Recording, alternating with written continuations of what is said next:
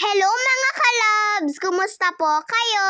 Kahapon po pala ng hapon ay pumunta po kami sa Catagaman Nuevo. Sa may Tuguegarao nga po yun mga kalabs. Inimbitahan nga po kami dahil may okasyon po sila. 3-in-1 celebration na po kasi yung gagawin nila mga kalabs. Birthday, Christmas party at wedding celebration po. At marami nga po kaming pumunta mga kalabs. Yung iba nga po ay nag-tricycle at yung iba naman po ay nagmotor. Umangkas na nga lang din po ako sa motor namin dahil siksika na rin po kasi yung mga ibang tricycle. Bago nga po kami pumunta ay nagpagas po muna sila. At kailangan nga din po naming mag-stop kapag nag-stop po yung mga nauna sa amin. Sila po kasi ang sinusundan namin dahil sila po ang may alam ng daan. Kaya eto nga at naghihintayan po kami. At nung nakapaggas na nga po sila ay umalis na rin po kami. Mga kasama po pala namin yung mga nakamotor na nasa likuran namin. Tawa nga po ng tawa si mama dahil tawag po ng tawag yung pinsan kong maliit. Nakarating na nga din po kami dito malapit sa plaza. At nag-stop nga po kami dahil sakto nga pong nag-red light. Sila po pala yung mga kasama namin. At nung nakarating na nga po kami sa arko ng Catagaman Nuevo, ay huminto po muna kaming lahat dito.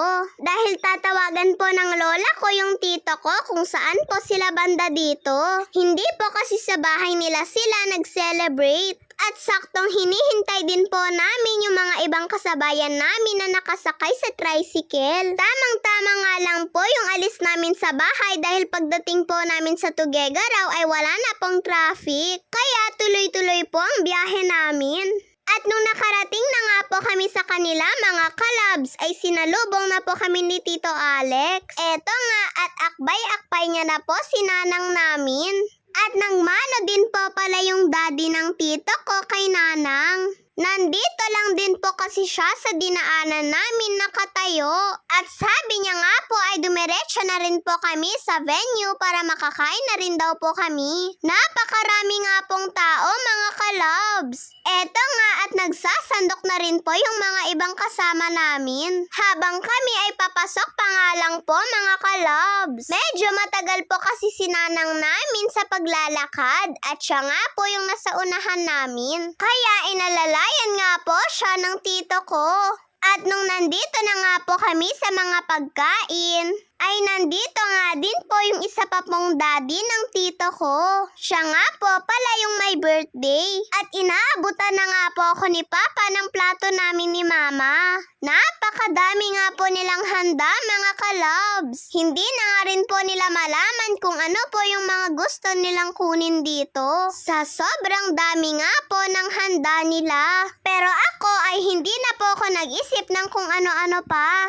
Eto nga pong chicken curry at barbecue ang kinuha ko. Sa lahat nga po ng ulam ay eto lang po yung gusto ko. Sayang nga lang at naubusan daw po ng lechon. Madami rin daw po kasi silang bisita mga kalabs. At pagkadating nga po namin dito ay halos kami na lang po yung kumakain. Nauna na daw po kasi yung iba. Medyo late na rin po kasi kaming nakarating mga kalabs. At nung nakarating nga po kami dito ay nagsisimula na rin po pala sila sa mga palaro nila. Syempre, kasama po kasi dito sa celebration yung Christmas party nila. At dito na nga lang umupo sila nanang at nanay. Kasama po pala yung tita ko dito sa Christmas party nila. Pero syempre, hindi naman po siya pwedeng maglaro dahil tisbon po siya mga kalabs. Kaya tamang upo at nood lang po siya sa kanila. At pagkatapos ko nga pong kumain ay humingi po ako kay kuya ng soft drinks. At sinelebrate din po pala nila yung kasal ng tito at tita ko nung isang araw. Eto nga at ginawa po pala nila yung tradisyon ng bagong kasal. Yung may plato po sa harapan ng nobya at nobyo.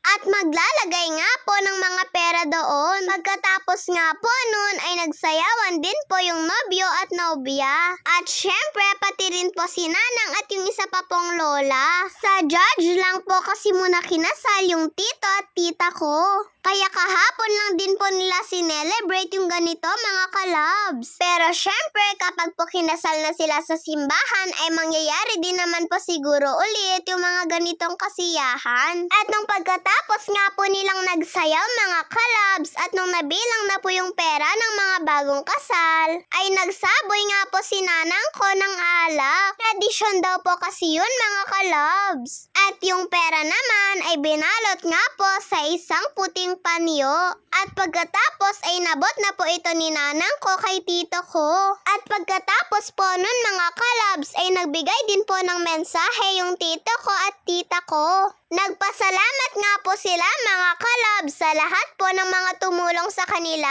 Lalong-lalo na nga po sa mga daddy ng tito ko. Sobrang napakabait nga po ng mga daddy ng tito ko mga kalabs. At nagulat pa nga po kami dahil bigla po nila kaming pinasayaw. Eto nga, dito na lang po ako sa likod pumwesto dahil hindi ko nga po masyadong alam yung step ng sayaw namin. At pagkatapos nga po naming sumayaw ay syempre nakatanggap po kami ng pamasko galing po sa daddy ng tito ko. Lahat nga po kaming sumayaw ay nabigyan po mga kalabs. Nako, maraming salamat po sa inyo tito. God bless po palagi sa inyo. Tuwang-tuwa nga din po kami mga kalabs dahil hindi po namin inakala na may pamasko po kaming matatanggap. At nung medyo paggabi na nga po mga kalabs ay nauna na pong nagpaalam sila nanang ko at nanay ko. At sunod-sunod pa nga din po yung mga palaro sa Christmas party nila. Eto nga at sobrang nag-e-enjoy po sila mga kalabs dahil pagalingan nga daw po ito ng sayaw. At pagkatapos nga po nitong mga sayaw nila ay nagpalitan na rin po sila ng mga regalo mga kalabs. Sobrang nag-enjoy nga po yung mga tao sa gabing ito.